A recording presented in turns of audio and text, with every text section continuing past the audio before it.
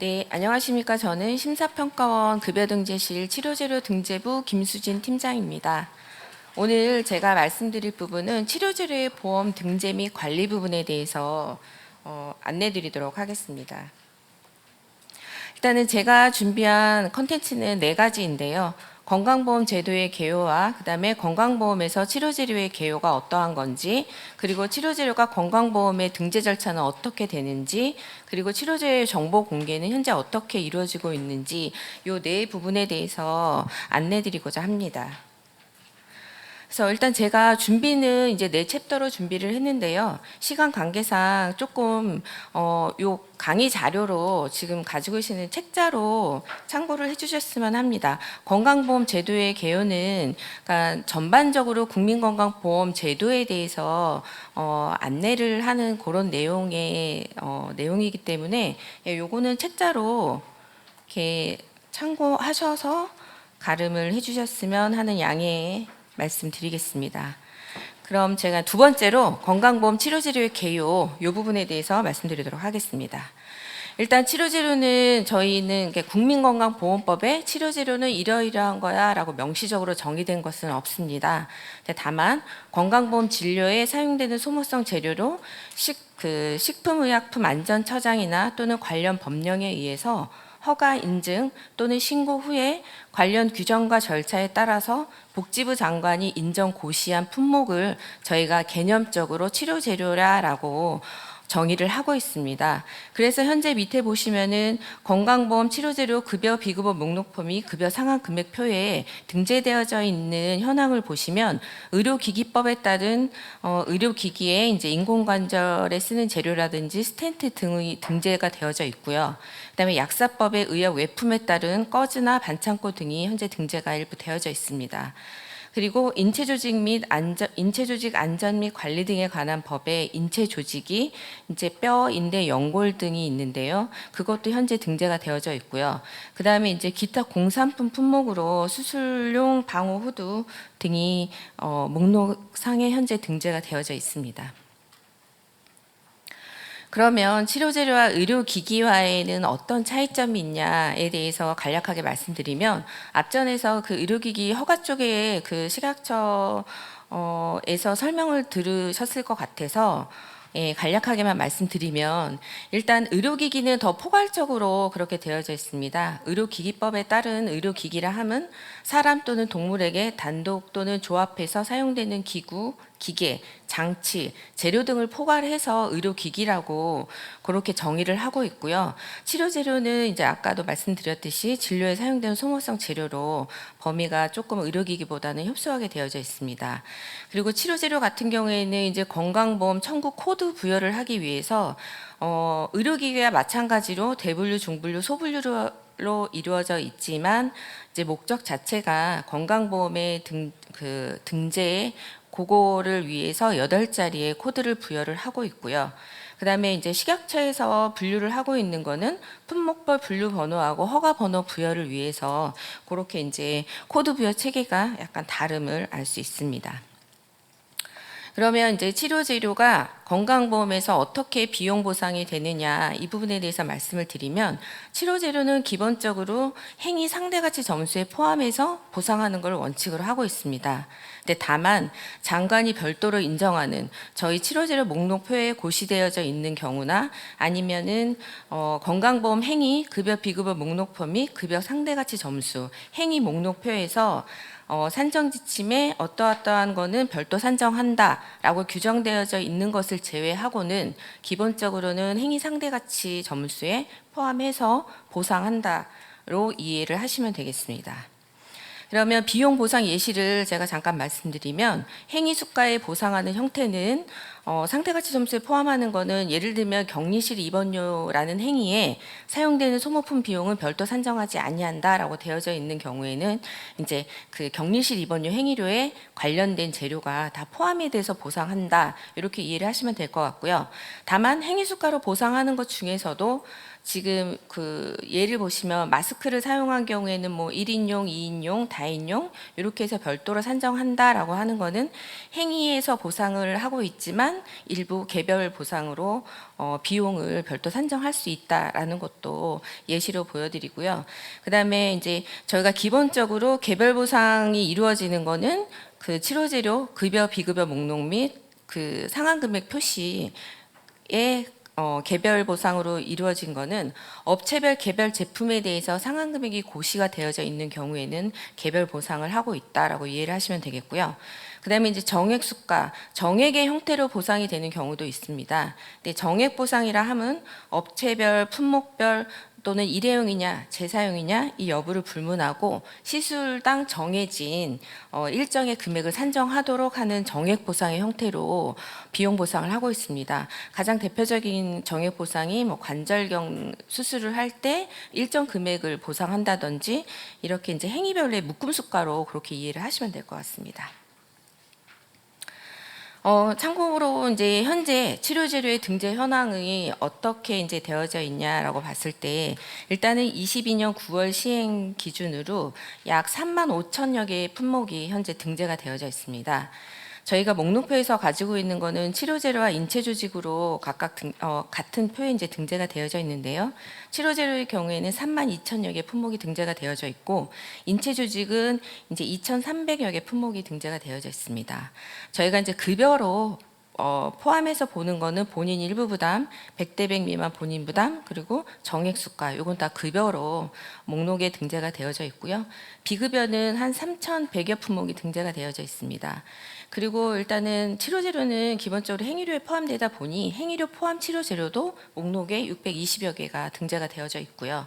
그다음에 이제 급여 중지 같은 경우에는 8천여 개 품목이 등재가 되어 있는데 이 급여 중지라는 표현은 일단은 등재된 이후에 3년간의 청구 실적이 없는 그 코드를 일단 급여 중지로 저희가 관리를 하고 있고요.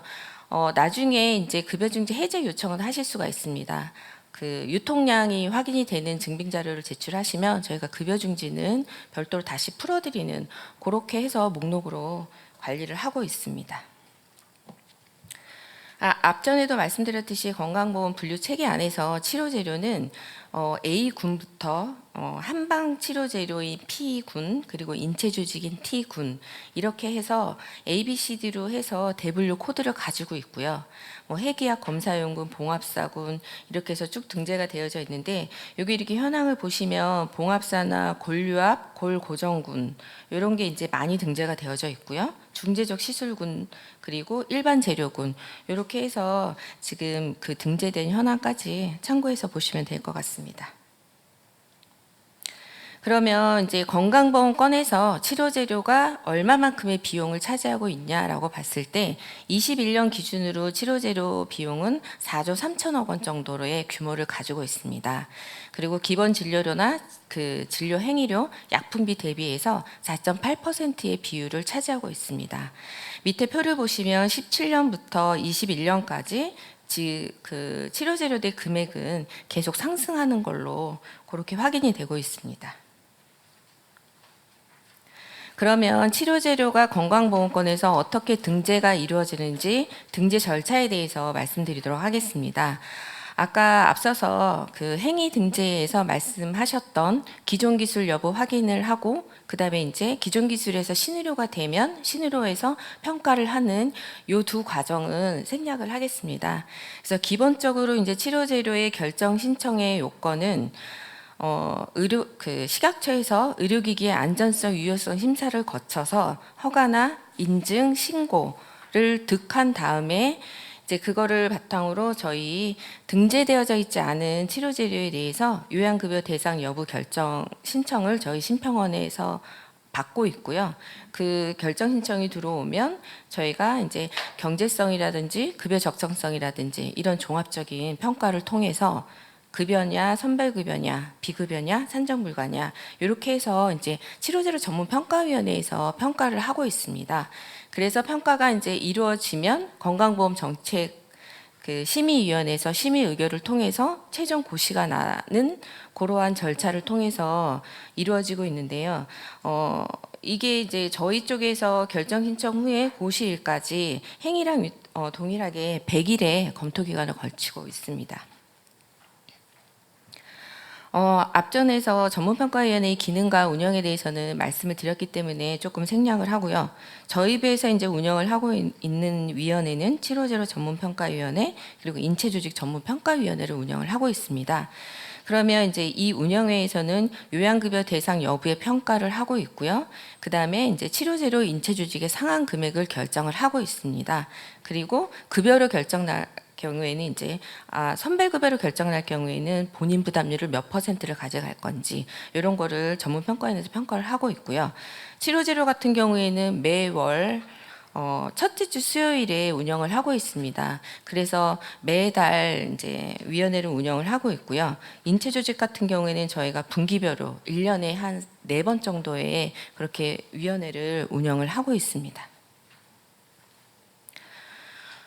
그럼 치료제의 결정, 조정, 신청 유형하고 기간은 잠깐 말씀드리면 앞에서 설명드렸던 그 신청에 의한 거냐, 직권에 의한 거냐, 아니면 이제 결정 신청이냐, 조정 신청이냐, 이거는 이제 앞에서 설명을 해드렸으니 이 자료로 참고를 하시면 되겠고요.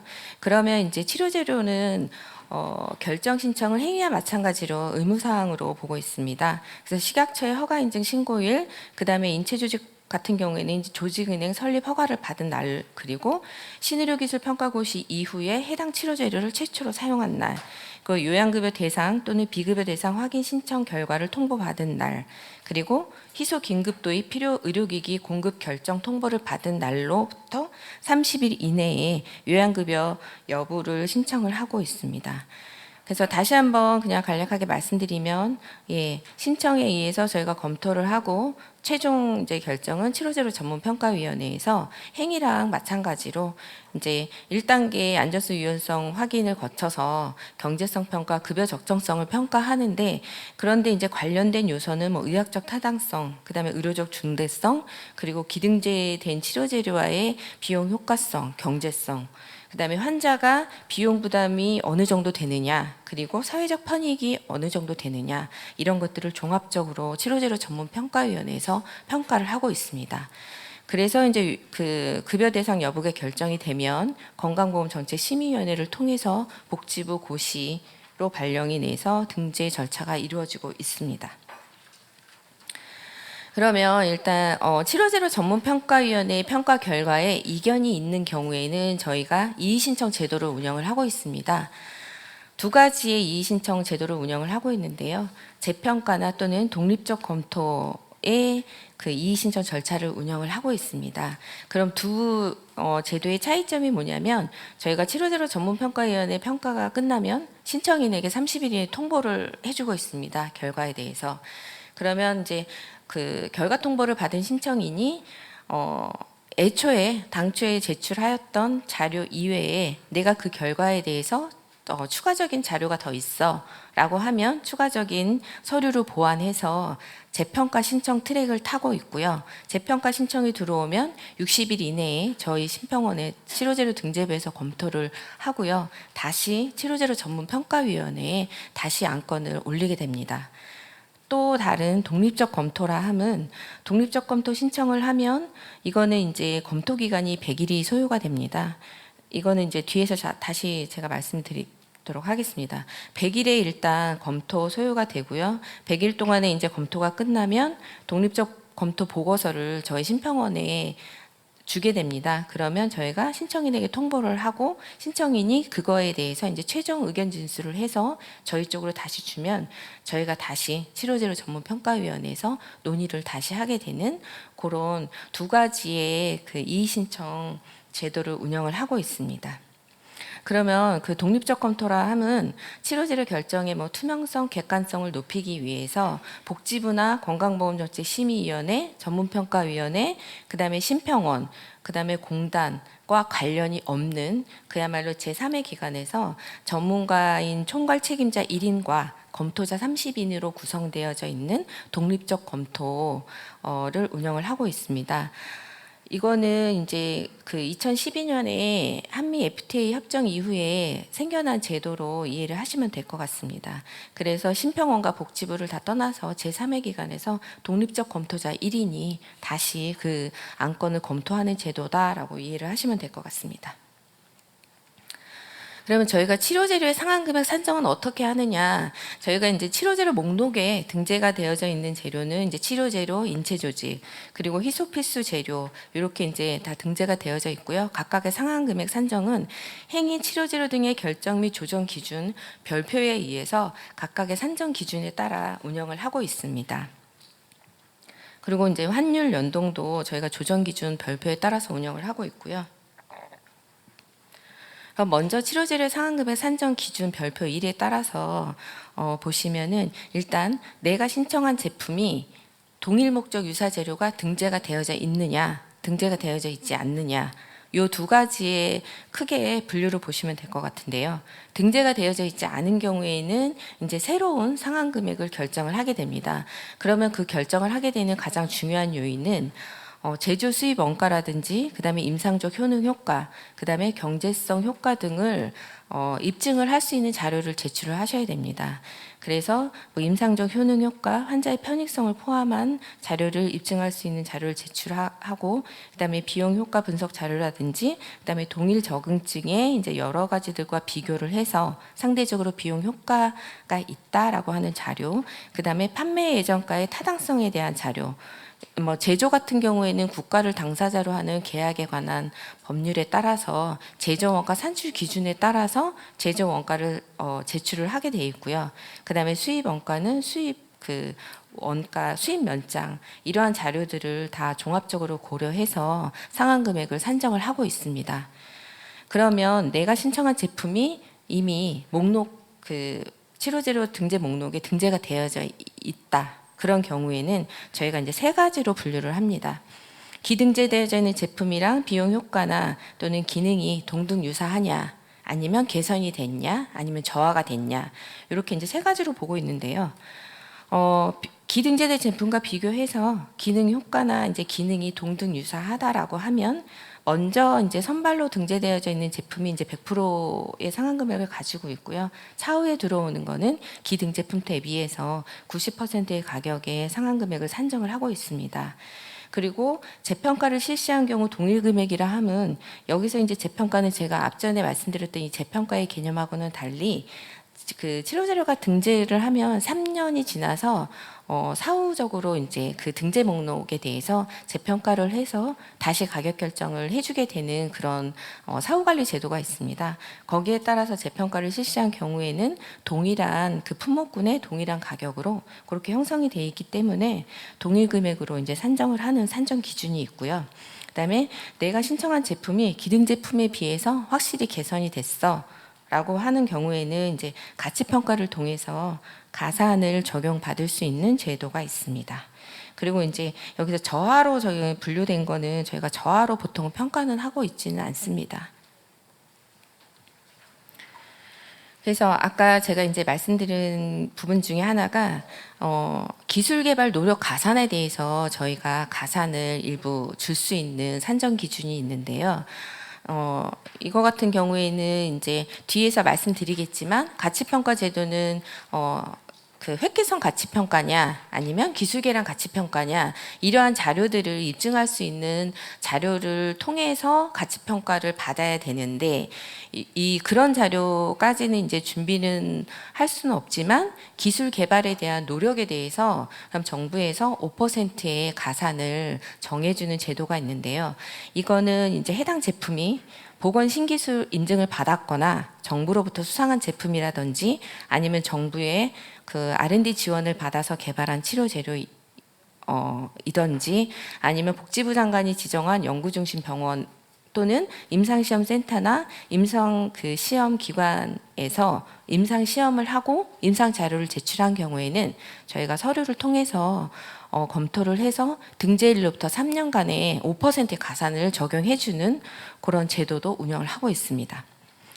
그리고 이제 우선평가 대상이라 함은 저희가 이제 앞에서 말씀드렸듯이 결정 신청을 하고 전문 평가위원회 평가를 거쳐서 고시일까지 100일의 기간이 소요가 되지만 우선으로 평가해 주겠다라고 하는 거는 등재를 좀 더 빨리 해주는 겁니다. 그래서 이제 실제로 100일까지는 소요가 되지 않고 70일에서 80일 이내에 결정 신청이 되면 이제 빨리 등재를 해주는 목적으로 저희가 이제 우선 평가 대상을 검토를 하고 있는데, 그거는 이제 신청을 할 수 있는 대상이 있습니다. 그거는 반드시 내가 신청한 제품이 기등재 품목에 등재가 되어져 있는 제품에 한해서 그렇게 이제 평가 대상으로 받고 있고요. 근데 다만 판매 예정가를 기등재된 가격보다 낮은 상한 금액으로 이제 신청을 한 경우에 저희가 우선 평가 대상으로 검토를 하고 있습니다.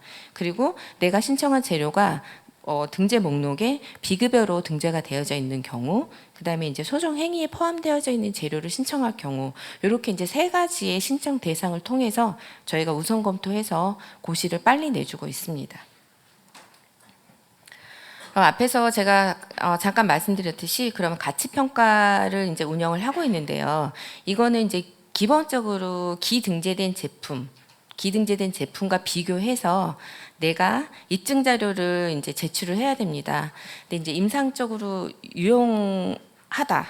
그래서 나는 획기성 가치 평가 신청을 할게라고 하면은 이제 임상 문헌으로 입증을 해야 되는 거고, 그거는 이제 기등재된 제품에 비해서 최대 100%까지 가산을 적용받을 수가 있고요. 그다음에 이제 기술 개량이 나는 확실히 개선이 됐어라고 기술 개량 가치 평가를 신청을 하면 기술 문서로 입증을 해야 되고, 그거에 따른 이제 가산율은 기등 제품에 비해서 최대 50%까지 가산을 적용받을 수 있는 가치 평가 제도를 운영을 하고 있습니다. 저희가 이제 이 가치평가는 그냥 하는 게 아니라 가치평가 기준표에 의해서 해당 항목에 점수를 부여를 하고 있는데요. 저희가 이거는 이제 치료제로 전문평가위원회에서 이 가치평가 기준표에 점수를 매기는 건 아니고, 안건에 따라서 가치평가 소위원회를 따로 구성을 해서 그 안건 관련된 전문 위원하고 그다음에 정부 이렇게 해서 10명 정도의 가치평가 소위원회 구성을 통해서 저희가 평가를 하고 있는데요.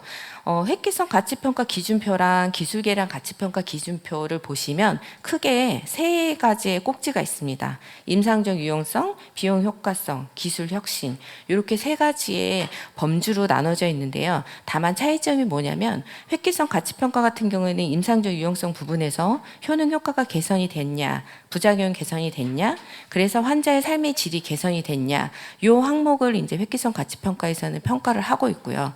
기술개량 가치평가 같은 경우에는 제품의 기능적인 측면이 개선이 됐냐, 그래서 시술자의 편의성이 개선이 됐냐, 이래서 이제 임상적 유용성에 대해서 가치평가 기준표에 점수를 매기고 있습니다. 나머지 비용 효과성, 기술 혁신은 평가 기준표는 동일하다고 보시면 됩니다. 그래서 최근에 이제 저희가 가치 평가를 했을 때 무조건 이제 가치 평가 신청을 했다고 해서 가치가 인정되는 경우도 있지만 가치가 이제 없는 걸로 평가된 경우도 있고요. 그다음에 이제 최고 가치를 많이 받은 거는 이제 판막 쪽에서 작년에 70%까지 가치 평가를 받은 그런 사례는 있습니다. 그리고 다음에 이제 치료제로 목록에 등재되어져 있는 인체 조직도 상한 금액을 결정을 하게 되는데요. 인체 조직의 상한 금액도 별표 2에 따라서 저희가 상한 금액을 산정을 하고 있습니다. 근데 인체 조직 같은 경우에는 인체 조직 안전 및 관리 등에 관한 법률에 따라서 인체 조직이 한정이 되어져 있습니다. 뼈, 연골, 근막, 피부나 양막, 인대, 건, 심장, 판막, 혈관, 요거를 이제 인체 조직으로 정의를 하고 있습니다. 그래서 이 정의된 품목에 한해서 저희가 등재를 해주고 있고요. 인체 조직은 이제 조직은행이 신청을 하도록 되어져 있습니다. 그래서 상한 금액 산정 기준은 거의 치료제로와 비교해서 유사합니다. 기등재되어지는 인체 조직과 비교해서 요것도 이제 가격을 산정하고 있습니다. 그런 다음에 저희가 또 이제 희소 필수 치료 재료도 저희 상한 금액 표에 등재가 되어져 있는데요. 이 희소 필수 재료는 한동안 그 고어 사태가 한국 시장에서 철수를 하겠어라고 해서 진료에 차질이 이제 발생이 되는 그런 사례가 발생이 됐기 때문에 그때 이제 들어온 제도로 이해를 하시면 될 것 같고요. 이거는 뭐냐면 현재 이제 대체하는 치료 재료가 없고 공급이 되지 않아서 진료에 이제 차질이 우려되는 경우에 대해서는 저희가 희소 필수 재료로 평가를 하고 있습니다. 그래서 보시면 이제 소아 신생아용 치료 재료라든지 희귀 질환, 그다음에 생명에 심각한 위해를 초래하는 질환에 주로 사용되는 치료 재료, 그리고 안정적 공급하고 관리의 필요성이 있다고 장관이 정하는 재료, 이렇게 해서 저희가 희소 필수 치료 재료로 평가를 하고 있는데요. 이거를 신청할 수 있는 거는 이제 요양기관, 의학 관련 단체, 그리고 치료재료 제조 수입업자가 신청을 할 수가 있습니다. 네, 지금 저희 목록상에 희소필수 치료재료로 64개 품목이 현재 등재가 되어져 있는데요. 한국의료기기안전정보원에서 신청을 한 치료재료가 희소필수 치료재료로 현재 등재가 되어져 있습니다. 이것도 신청 절차는 동일하고요. 이제 다만 희소필수는 한정된 범위 안에서만 사용을 해야 되기 때문에 요거는 이제 사용 범위가 그렇게 넓지는 않습니다. 그래서 신청하는 쪽에서 예상 사용량이라든지 그다음에 수입국에서의 유통가, 그다음에 제조 수입 원가 이런 자료를 통해서 저희가 상한 금액을 산정을 하고 있습니다. 근데 64개 품목이 등재된 것 중에서는 다가 제조는 없고요. 다 수입 제품이 현재 희소 필수 치료 재료로 등재가 되어져 있습니다. 그리고 저희가 이제 환율 연동 조정 기준이라는 거를 저희가 운영을 하고 있는데요. 이거는 이제 치료 재료 같은 경우에는 수입 의존도가 굉장히 높기 때문에 환율 변동에 따라서 공급의 이제 중단 등으로 인해서 진료 차질이 우려가 되는 거를 고려해서 상한 금액을 환율 변동에 따라서 조금씩 조정을 해주는 제도입니다. 이거는 이제 09년 4월부터 저희가 시행을 하고 있고요.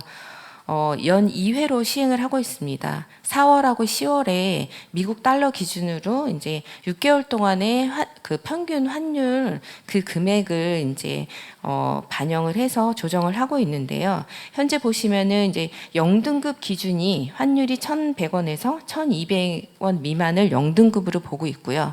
현재는 지금 3월이니까 1등급을 적용을 받고 있습니다. 그래서 2%의 가산을 받고 있고요. 이제 4월 1일자부터는 등급이 2등급으로 상향이 될 예정이고요.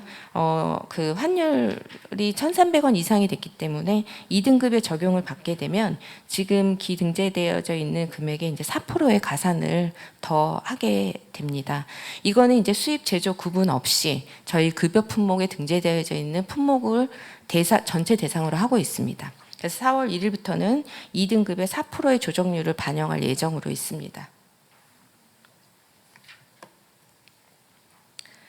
마지막으로 치료재료의 그 정보 공개 부분만 제가 말씀드리도록 하겠습니다. 저희가 치료재료 같은 경우에는 심사평가원 홈페이지에 치료재료 이제 매달 급여 비급여 목록 및 급여 상한 금액표를 매달 고시를 하고 있기 때문에 거기에 이제 업데이트를 하고 있고요. 그다음에 치료재료 관련해서 요양급여의 적용 기준 및 방법에 관한 세부 사항도 고시를 하고 있습니다. 그래서 그거는 참고해서 보시면 될 것 같고요. 그리고 저희가 치료재료 전문평가위원회를 운영을 하다 보니 평가 결과를 공개를 하고 있습니다.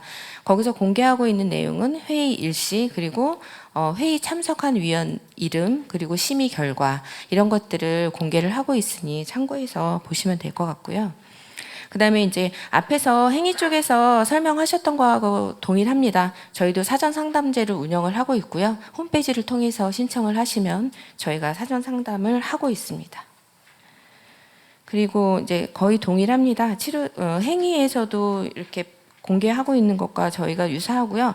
다만 저희는 이제 치료재료 월간 소식지라고 해서 매달 치료재료 월간 소식지를 하고 있습니다. 그거를 보시면은 그냥 간략하게 이제 최근에 결정된 사례 이런 것들을 보실 수가 있고요. 그다음에 이제 제가 조금 말씀드리고 싶은 거는 건강보험 가이드 맵이라고 저희가 이거는 매년 업데이트를 해서 홈페이지에 공개를 하고 있습니다. 근데 이거는 이제 저희 치료재료 등재부에서 책자를 발간을 해서 홈페이지에 공개를 하고 있는데요. 그 내용을 보시면은 현재 중분류 현황이 어떤지, 그리고 품목군에 대해서는 어떠어떠한 세부 설명이 있는지, 그리고 가격은 어떤지, 그리고 거기에 등재되어져 있는 제품의 이미지는 어떤지, 이렇게 해서 저희가 그 등재되어져 있는 품목에 대해서 쭉 이렇게 설명 자료를 가이드 맵으로 만들고 있습니다. 그래서 이제 요거는 참고해서 보시면 많은 도움이 될 것 같아서 제가 드리고 싶은 거고요. 그리고 아까 제가 말씀드린 그 가치평가 제도를 운영을 하고 있는데, 그간에는 이렇게 가치평가로 결정된 사례에 대해서 저희가 세세하게 공개를 하지 않았는데, 사례집을 만들어서 2020년 12월에 공개를 하였습니다. 그래서 그 가치평가 사례집을 보시면 가치평가를 인정된 사례, 그 다음에 불인정 사례, 그 다음에 가치평가 신청 대상은 어떤 건지, 그리고 가치평가 제도는 어떤 건지, 이렇게 해서 사례집을 발간을 한 거를 공개를 해놨으니 그거를 참조해서 보시면 될 것 같습니다. 그래서 일단 제가 오늘 치료재료의 건강보험 등재와 관리 부분에 대해서 말씀을 드렸습니다. 이상입니다. 예, 팀장님 발표 감사드립니다.